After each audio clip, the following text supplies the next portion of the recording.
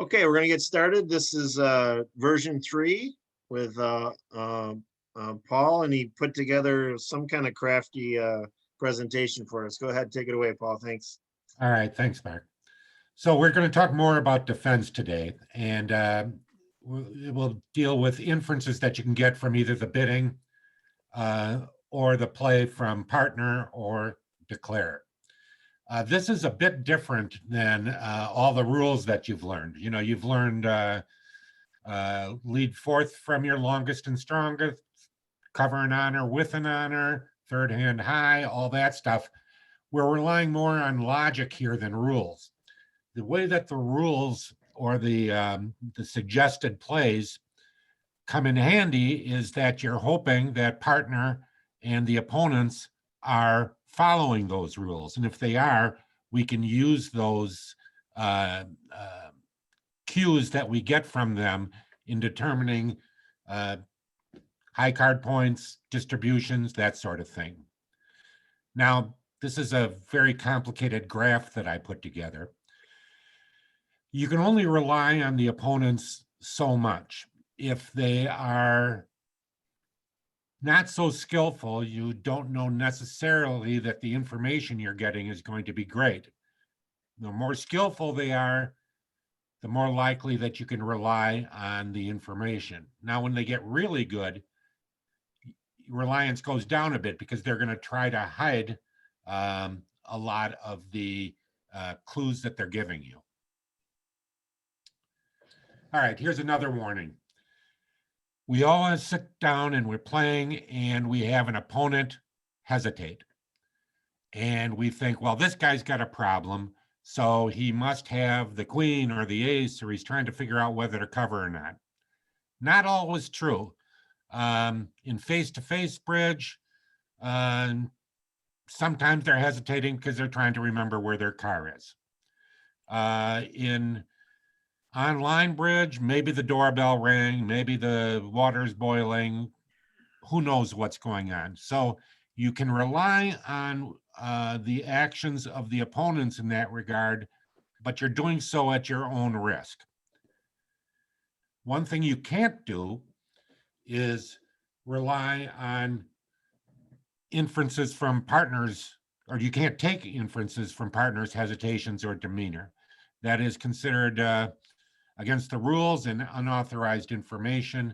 So you have to ignore any kind of hesitation or quiet sobbing or whatever your partner might be doing. So let's look at some of the inferences you can draw from the bidding. Just from the opening bid, usually. If declare opens one no trump, two no trump, or rebids those, you have a specific range and you know that they've got kind of a balanced hand. So in one or two bids, you can figure out if the opponents have, or the declarer has 12 to 14 points, 15 to 17 points, more. You also have an idea that they probably don't have a singleton. If they respond to Stamen, they're either going to tell you that they don't have any 4-card majors or they've got one or two. The bid Michaels. Now, Michaels is a bid that where the opponents can show two suits, usually the majors, in one bid by Q bidding. So if they do that and then the person becomes declarer, you know that they've got at least 5-5 in those two suits. Same thing with the unusual no trump.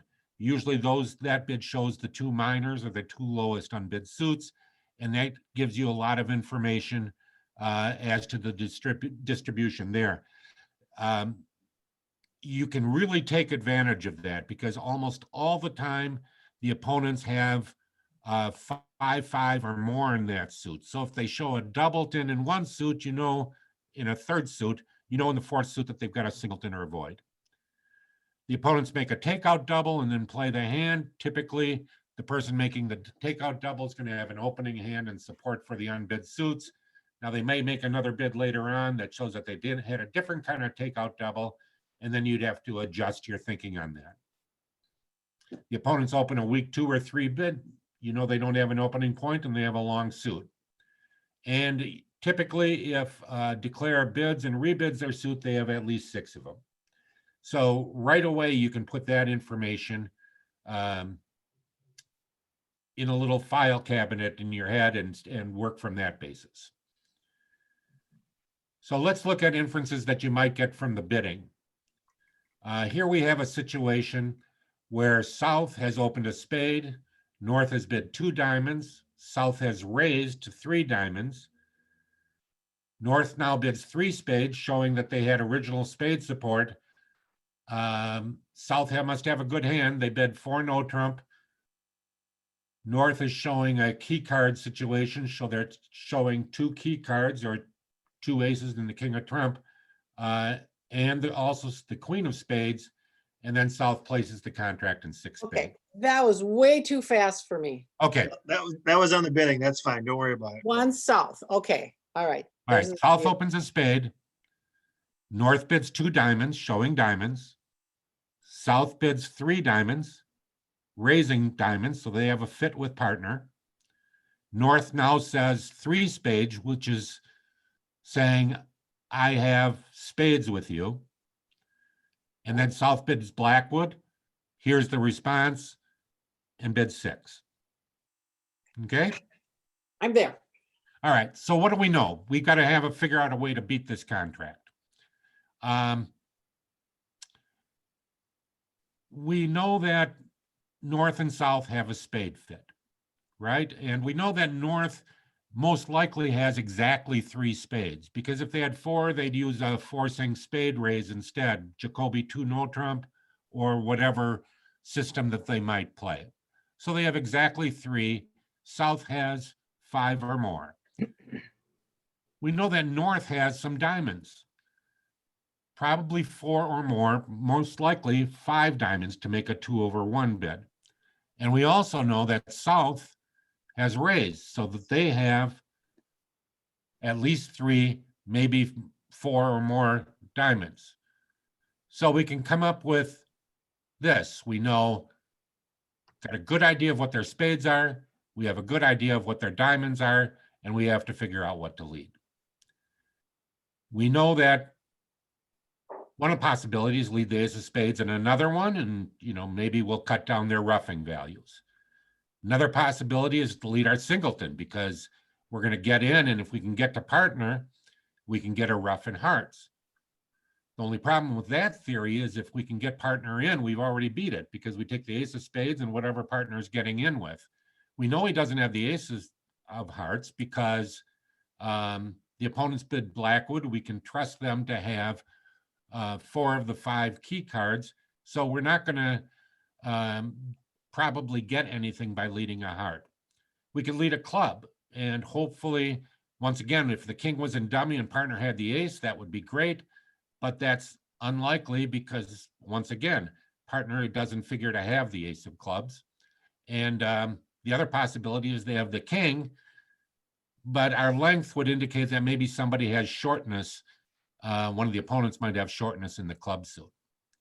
But we do. I'd want to lead a diamond because there's a chance that partner is void. Bingo. Oh, that came, yeah. That's exactly right. Once we figure out what North and South have, we can look at what East has. They have either 2 or 3 spades. They have 0 or 1, and maybe they have 2 diamonds.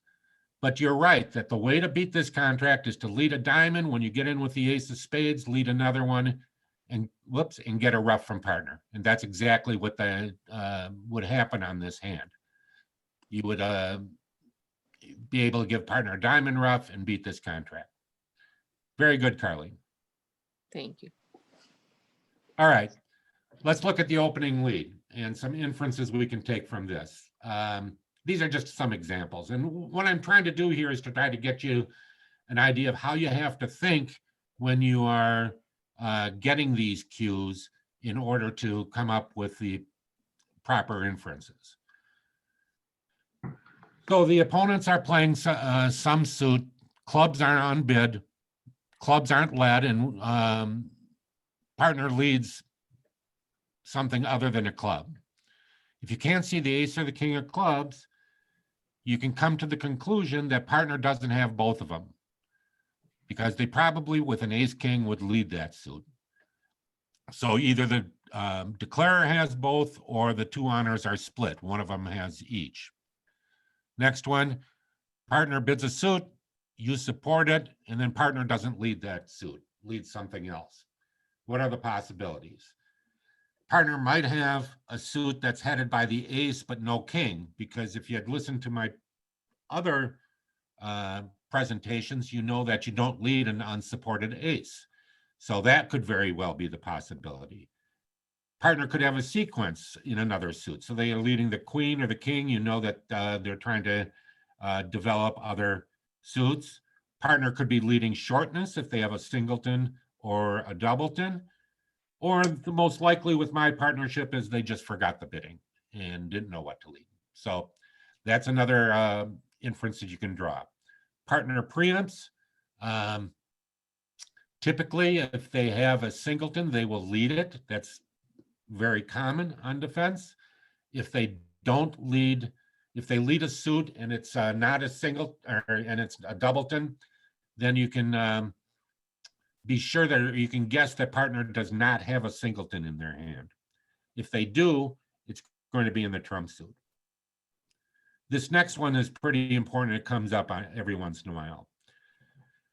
Your left hand opponent opens one spade. It goes pass. They bid a forcing no trump. You pass. The opening bidder now bids two hearts, and it goes pass, pass, pass. And partner leads a trump. You can probably guess that partner is sitting behind the spade bidder and probably is trying to cut down on the roughs that dummy can do in spades, because he knows that the dummy is going to be sort of short in spades because they preferred hearts to spades. So the inference that you would have there is that partner has decent spades in their hands and they want to prevent declare from roughing in dummy. How about if partner leads shortness from a no trump contract? Normally that's not done. There's two circumstances where you would do that. One is the suit that you would normally lead has been bid by the opponent, so it doesn't look like it's a safe lead. The other possibility is that partner is broke and is just trying to hit you, and they know that there's no future in their hand. Finally, you're playing against no trump and partner leads a two of spades, fourth best. Later on, they show a singleton in some other suit. You can usually guess that they must have 4 cards in each suit because you know that from the two of spades leads that they have exactly 4. And if they had a 5-card suit, they would have led it. So we can guess that they don't have any 5-card suits and they're 4-4-4-1. Ooh, that last one is good. Yeah, it comes in handy. Sometimes, it may not come in handy, but it's an inference that you'd be able to draw. All right, so we're going to look at some of these combinations now. And what I try to do when I'm trying to decide where the cards are, I take the important cards in the 2 hidden hands and I kind of mentally throw them around and put them in various hands and decide what I would do or what the proper play would be in the circumstances where the opponent held that card. So I'm leading the 5 of spades, 4th best again. And on all of these, by the way, this is going to be the auction. They're all going to be in a heart contract. Lead the 5 of spades and declare is going to play something from north. What inference would you draw if they played the ace? We've only got one. Probably. The only other possible inference is that for some reason they're afraid that the finesse will lose and that somebody's going to be able to get a ruff. So they might play the ace just to get trump out right away. But you're right. Almost all the time, declare is going to have a singleton. What if they play the queen? Does that give you any idea of where the jack is? Let's put the jack in Saul's hand. If the 5 of hearts led and the ace, queen, 6 were in dummy and you had the jack in your hand, what would you play? You play the 6, right? Because if West is leading away from their king, your jack is going to win, and then you'll be able to take another finesse and get 3 tricks out of this suit. Yeah, I talk about this. If you have an equivalent in dummy, you would almost always play in dummy if you have equivalent in your hand. So in this case, it'd be a queen jack. If you had jack in the south, so that would put the jack in east. If they didn't play. Yeah, so South would have ducked to let their jack win the trick if they had the jack, and they didn't, so East must hold the jack. So the next time you get in after the queen wins, you can lead a low one knowing the partner's got the jack. On this one, you've got the same lead, but this time there's no queen and dummy. And partner plays the ace, or excuse me, dummy plays the ace. Who's got the queen?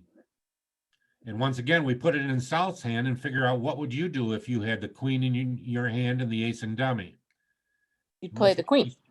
You'd play, well, you're playing in dummy. You would Play low, but then win the queen. play low and hopefully win the queen. And if East has the king, you would at least set up your queen. So by playing the ace right away, you have a pretty good idea that South doesn't have the queen and that East does. That's a lot of thinking, Paul. Yeah, that's why it took me a month to put this together. I was thinking all that time. All right, now you're How many more on you the- got? Yep, you gonna go through them quick or not? We're running out of time? Yeah. Mhm. All right, well then let's continue it some other time. Okay, everybody, thanks a lot. I will record this, or I have recorded it, and I'll put it on the YouTube channel. So you can, if you want to go through this again, just kidding. All right, thanks again, and hopefully you Thank can join the, you. bye for Thanks, now. Paul. All right, thanks, bye. When does the game start? 5 minutes.